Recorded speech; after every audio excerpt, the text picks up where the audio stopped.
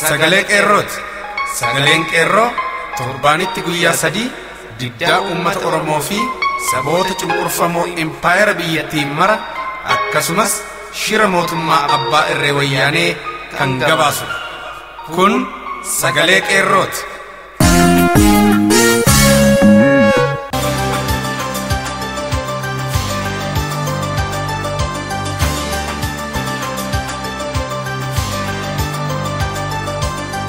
Waxabajji 13 bara 2015 akkam jirtu dhaggeeffattoota keenya jaallatamuuf kabajamoo sagalee qeerroo. Kun qophii sagalee qeerroo Oromiyaa irraa kallattiin isiniif darbudha. Har'aan tana keessummeessuun kan isin waliin turu an tokkicha murteessaati. Qophii keenya har'aan isin beeksisa. Dura irratti oduu isinii himna. Itti aansuun qophii addaa bor hin beekneen qadabu koonshee lama jedhu qabna. Jaal hariirootu of harkaa qaba. Wallee warraaqsaa waliin dhamdhamnus qabna. Hanga xumura qophii keenyaatti akka nu waliin turtan affeerraa jaallummaa keenyaadha. Amma hangafoota oduun isin dhageessisa.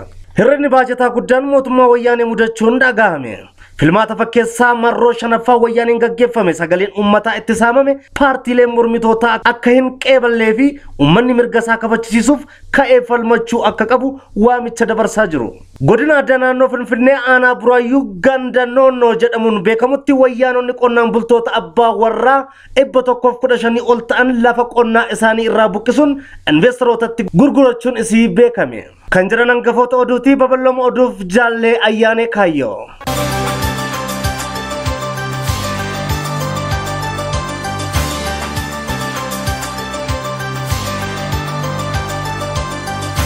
Mootummaan of tuultuun abbaa irree wayyaanee otoo dhirsa in argin siree akkuma jedhan barri bittaa aangoo ishee itti fufuu isaa otuma mirkaneeffatin bajata bara dhufuu ramadachuu jalqabdee jirti. Haa ta'u malee karaa ergamaa ishee Sufiyaan Ahmed paarlaamaa mana maree federeeshinii wayyaanotaan guutameef dhiyeessee jira. Akkuma buchullichi wayyaanee Sufiyaan Ahmed jedhutti bara itti aanuuf baajatni wayyaanee barbaachisu qarshii biiliyoona 223.4 yoo ta'u kana keessaa qarshii biiliyoona 38 fi miliyoona 693 ol gargaarsaan kadhatanii biyyoota dureeyyii irraa argachuuf karoora baafataniiru. Kun kanaan otoo jiru akka isaan karoorfatanitti otoo qarshii biiliyoona 38 oli isaan kadhaa irraa arganna jedhan otoo argatanillee qarshii biliyoona 27 ol immoo bakkuma fidanii guutan kan hin qabne yookaan hin dandeenye hirrinni bajataa isaan mudachuun irra gahameera. Dhimma kana ilaalchisee jaal hariiroo jorgoo oduu kana booda qophii addaa qaba. Paartilee siyaasaa mormitootaa otoo irratti hin hirmaatin paarlaamaa wayyaanonni qofti guutaniin muummichi ministeeraa wayyaanee kan paarlaamaa wayyaaneef dhiyaate sagalee guutuun filatamee taayitaa mirkanaa'eef boordiin filannoo Itoophiyaa distii mukaa ibiddarraa taa'uu fi taayitaa tokkollee quba kan jedhan mormitoonni paartilee siyaasaa bakka daldaltoonni hin jirretti ministeera daldaltootaa dhaabuun gatii hin qabu. Bakka dimokiraasummaan haqa qabeessummaan hin jirrettis filmaanni gatii hin qabu jedhaniiru. Keessaafuu abbaa dhimmaa kan ta'e uummatichi bal'aan anaan maaltu na dhibe jedhee qarqara dhaabbatee ilaaluu dhiisee addatti immoo dargaggoonni gaafatamummaa isaanii ba'uu akka qaban cimsanii akeekkachiisaniiru. Hayyootni gurguddoon kanneen akka gargaaraa Piroofeesar Mararaa Guddinaa filmaanni akkasii jaarraa 21ffaa keessaa turuuti baroota Aristootiliifaallee seenaa addunyaa keessatti takka argamee dhagahamee hin beeku jechuun isaanii ni yaadatama. Godina addaa naannawaa Finfinnee aanaa Buraayyuu ganda noonnoo yookaan Ashawaa Meedaa jedhamuun beekamutti wayyaanonni qonnaan bultoota abbaa warraa 155 ol ta'an lafa qonnaa isaanii irraa buqqisuun investorootatti gurgurachuun isaanii beekame. Qonnaan bultoonni kunneen hanga muummicha ministeeraatti koree isaa bakka bu'u ijaarratanii yoo iyyatan illee namni abbaa kanaa isaan jedhu dhabameera. Kun kanaan otoo jiru mataa isaanii fi ilmaan isaaniif illee mana jireenyaa irratti ijaaruuf ayyama dhabaniiru. Aanaa kana keessatti dhimma kamuu fixachiifachuuf qonnaan bultoonni mataa akka gaafataman beekamaadha. Manuma jireenyaa mataa isaaniitiin keessa jiraataniif illee kaartaa baafachuuf kan seeraan gaafataman malee seeraan ala qarshii 60,000 hanga 70,000 akka gaafataman addaanii ibsachaa jiru. Egaan kabajamtoota dhaggeeffattoota keenya oduun keenya har'aa kanneen turani. Qophiilee keenya afan isinitti haa tolu jennaa turtii gaarii.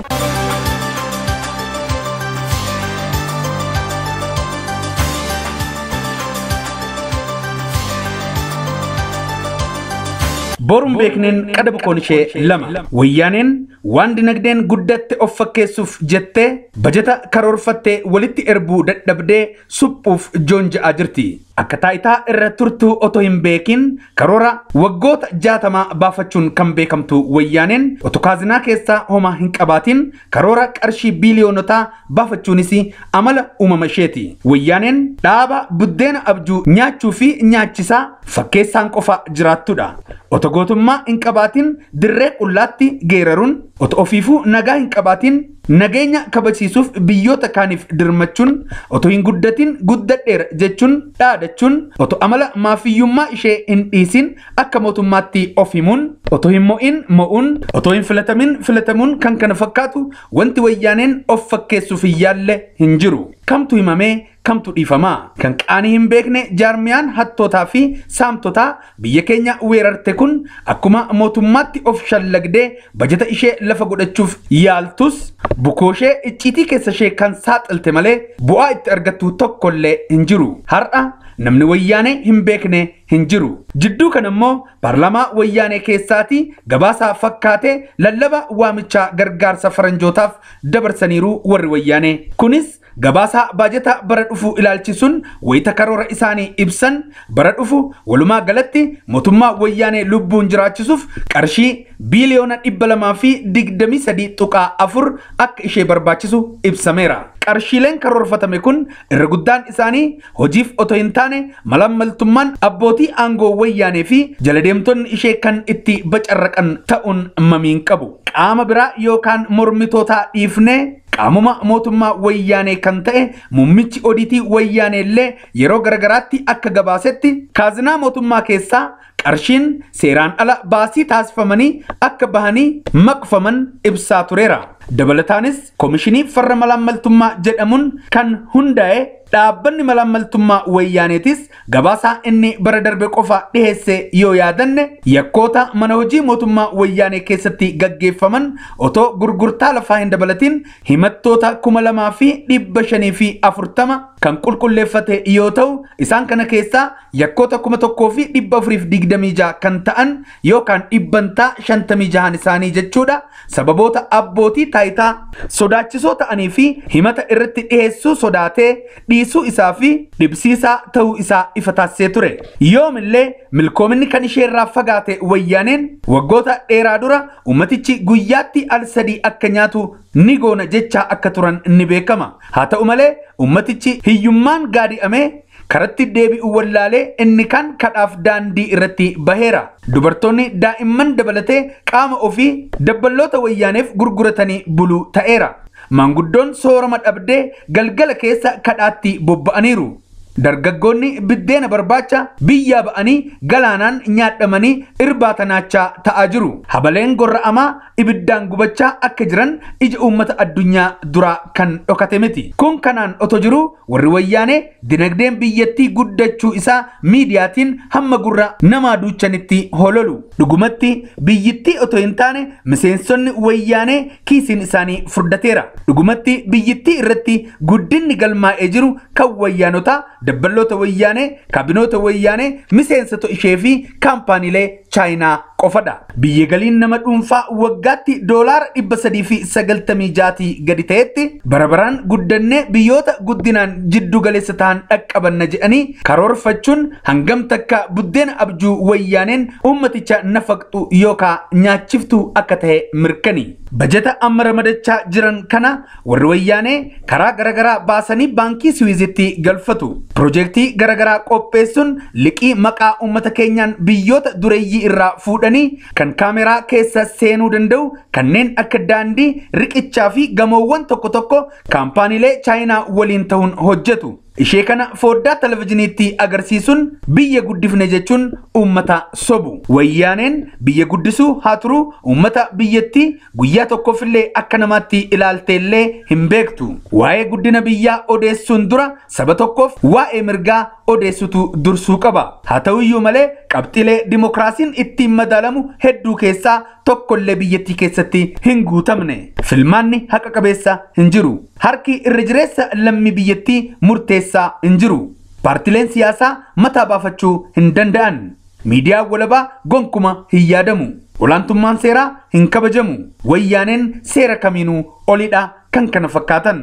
Abbootiin aangoo wayyaanee amma faammoo dhoksaa tokko malee dhiigni isaanii gubboo yookaan matta'a malee hin sossa'u. Lafti qotee bulaas akkasuma xaa'oo barbaada. Gatiin xaa'oos baaxii uree bahee to'annaatiin ala ta'eera. Kaffaltiin gibiraa fi xaa'oo qolee qotee bulaa keenya cabseera. Yeroo har'aa kan itti tolee basha'aa jiraatu gama hundaanuu wayyaanee fi dhaloota isaanii qofadha. Dhalattoonni wayyaanee mootummaaf gibira hin kaffalan. Meeshaalee isaan barbaachisu cufa qaraxa malee karaa gumruk galfatu. Galii biyyattiin argachuu qabdullee hin galchan. Wahallee meeshaalee xixiqqaarraa hanga warshaalee gurguddootti hashuura tokkollee otoo hin kaffalin galfatu. Kunis kan ta'e bakkicha to'ate kan jiru isaanii fi nama isaanii waan ta'eefidha. Haala kanaan meeshaalee galchan kanas akka barbaadanitti gatii itti fe'uun fannisanii qaalessuun uummata saamu. Walumaa galatti meeshaalee isaan harkaa qaban seera gabaa bilisaan gurguru. Ammoo meeshaalee isaan harkaan qabne yoo ta'e immoo seera gabaa to'annaatiin sakalanii akka rakasu godhu. Seerri biyyattii irratti guyyaa darbuun kufeerraa jalqabee bahe hundisaa sababaa qaba. Isaanis fayyadamummaa wayyaanee eegsisuuf kan bahanidha. Akkuma meeshaan muuziqaa akkaataa yeedalaatiin qaanya'amutti seerri biyyattii cufti fayyadamummaa wayyaanee eegsisuuf kan bahanidha. Kun hunduu tahee garuu sababaa kufaatii biyyattii kana ta'aa kan jiru ammoo biyyattiin daldalaa fi galiin ishee kan sharafa alaa wal madaaluu dhabuu isaati. Kunis meeshaalee isheen alarraa bittee gara biyya keessaatti galchituu fi meeshaalee isheen gara alaatti ergitu wal baachuu dadhabuu isaarraati. Kunis meeshaalee isheen alarraa daldaltoota wayyaanee fi kaampaaniilee wayyaaneen qarshii biyyattiitiin guurtee gara biyya keessaatti galchitu hedduudha. Kana gubbaatti wayyaanota lammataa biyyattii koloneeffatan daldaltoota chaayinaatu alarraa meeshaalee biyyattii irratti gadi naqa. Hammi meeshaa alaa galu kun ammoo dinagdee biyyattii xuuxee duwwaa gochaa jira. Biyyattiin ammoo hammi isheen gara biyya alaatti ergitee galii argattu xiqqaadha. Isaan kunis to'annoo wayyaanotaa jala waan ta'aniif malaammaltummaan gara kiisii wayyaaneetti malee kara kaazinaa uummataatti hin seenan. Sababa kanaan biyyattii fi uummanni ishee harka qullaatti hafaa jirra. Guutuu biyyattii irratti qaala'insi jireenyaa dhufuun sababiinsaa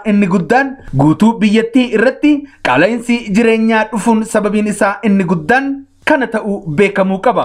Hammi nuti binnuu fi hammi nuti gurgurru hamma waliin dandeenyetti dinagdeen biyyattii xuuxamuun isaa itti fufa. Madaalaan daldala alaa kun wal baachuu baannaan biyyi akka biyyaatti itti fufuun ishee gaaffii keessa seenaa adeema. Qaala'insi jireenyaas daran itti fufa. Madaala kana eeguuf jecha gangalatee dhufee tokko keenya gatii kaffalchiisuu irratti argama. Sababni humni bittaa maallaqa biyyattii kana kuffiises isa kanadha. Sanumayyuu akka olitti tuqametti hanga danda'ametti ammoo miidhaan kun uummata Oromoo irratti malee wayyaanotatti akka hin buunetti bocamaa seerichi biyya Itoophiyaa akkuma wayyaanotaaf tolutti akka kiraaraa qaanya'u. Kunis meeshaalee barbaadan gabaa bilisaa godhu, meeshaalee barbaadan ammoo seera gabaa to'annaatiin hidhanii to'atu. Meeshaalee barbaadan irratti qaraxa dabalu, meeshaalee barbaadan irraa qaraxa hir'isu. Meeshaalee barbaadan hashuura kaffalchiisu, meeshaalee barbaadan ammoo hashuura malee galfatu. Kan kana fakkaatan. Yoo barbaachisaa ta'e immoo baankii daldala Itoophiyaa irraa hamma barbaachise liqaan fudhatanii abbaa barbaadaniif qaanii tokko malee rabsu. Olaantummaa seeraa jechuun wayyaaneedha hamma ta'etti wayyaaneef hundumaa gochuun danda'amaafi. Egaa wayyaanonni hamma nyaataniiru waan biyyattiin qabdus hin hambifne. Egaa wayyaanonni hamma nyaataniiru waan biyyattiin qabdus hin hambifne. Amma immoo biyyattiin ofiifuu qullaa hafteetti. Warri wayyaanee ammaa booda maal nyaatu laata?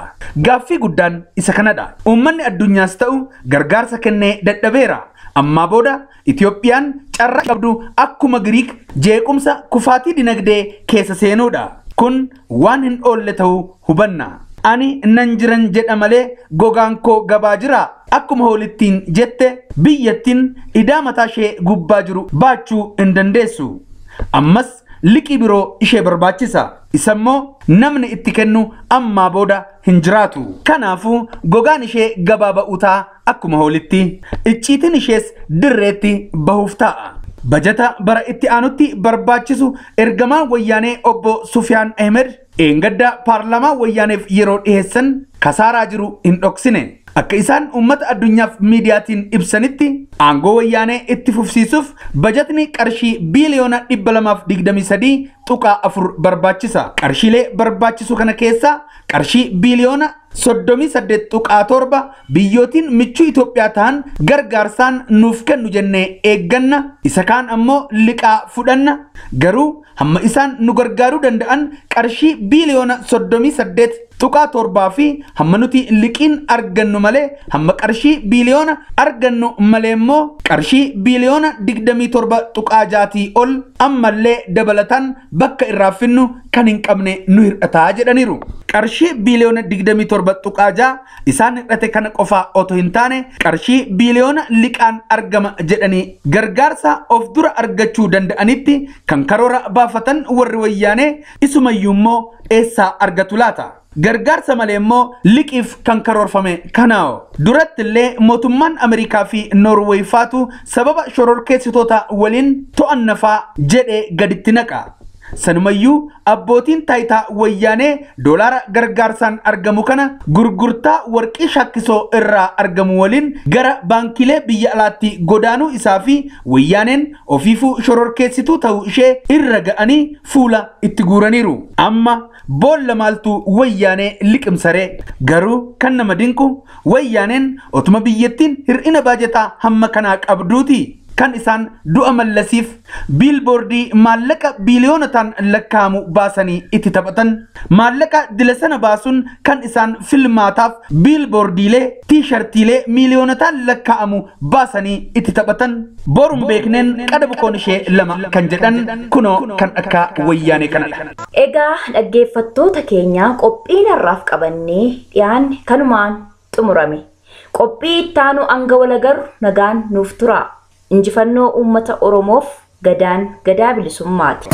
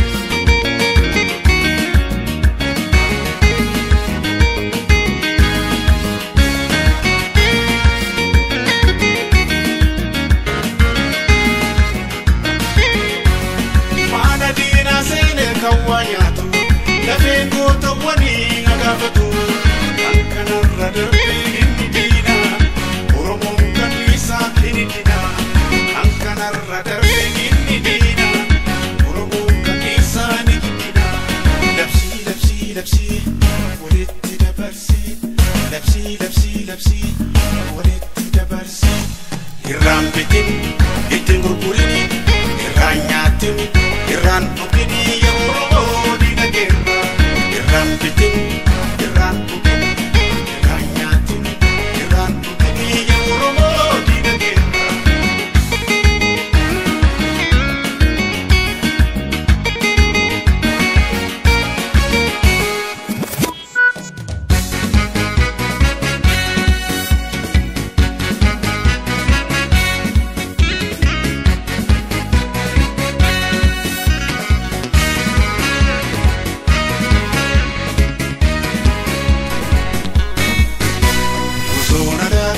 Kantina soda negero farsa Usona dagana waturasa Kantina soda negero farsa Usona dagana waturasa Kantina soda negero farsa Usona dagana waturasa Kantina soda negero farsa Gero farsa umati ke barti Gero farsa tejina dabbate Gero farsa bilisumma duga Gero farsa sikofa gablate Gero farsa sagale nukasa Gero farsa inaari fasise Gero farsa tasan kabbanau Gero tu kapsise Lengor mare Baradu federbu Lengor mare Maroro hifatu Lengor mare Ngatela gararrat Lengor mare Afu fadimatu Lengor mare Baradu federbu Lengor mare Maroro hifatu Lengor mare Gamana gamasi Lengor mare Afu fadimatu Lengor mare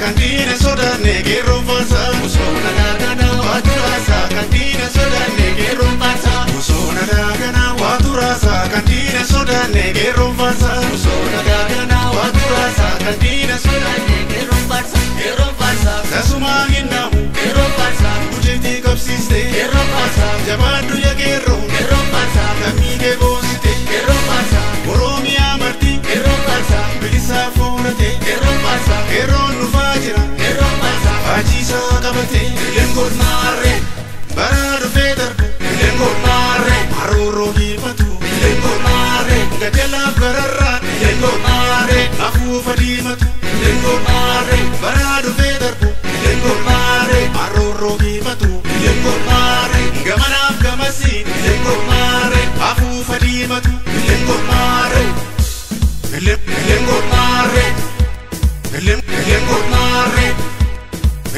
Lengor mare Baradu federbu Lengor mare